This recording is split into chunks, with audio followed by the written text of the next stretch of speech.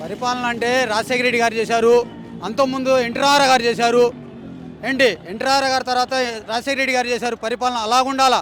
తర్వాత జగన్మోహన్ రెడ్డి గారు వచ్చి పేదలు అనేది గుర్తించి చేసిన ముఖ్యమంత్రులు ఎవరైనా ఉన్నారంటే ఒక రాజశేఖర రెడ్డి గారి కుటుంబం నుంచి ఇటు తండ్రి కొడుకులు, రెండోది ఎన్టీ రామారావు గారే.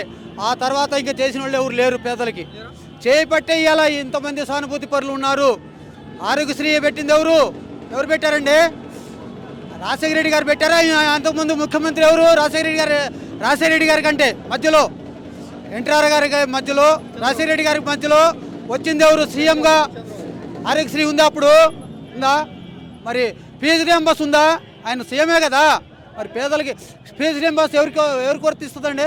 ఎవరికి వర్తిస్తుంది? పేదలకి.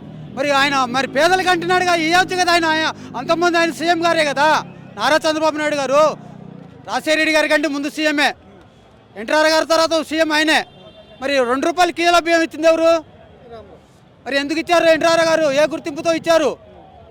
ఎవరికంటే ఇచ్చింది? మరి ఈయన 5 మావులు చేశారా లేదా? చేశారా? మరి ఎందుకు ఆయనకి గిట్టుబాటు లేదు, నీకు ఎందుకు గిట్టుబాటు లేదు? 5 మావులు ఎందుకు అమ్మారండి మీరు? కోటా బియ్యం, పేదలు తినే బియ్యం 5 మావులు ఎందుకు అమ్మించారు?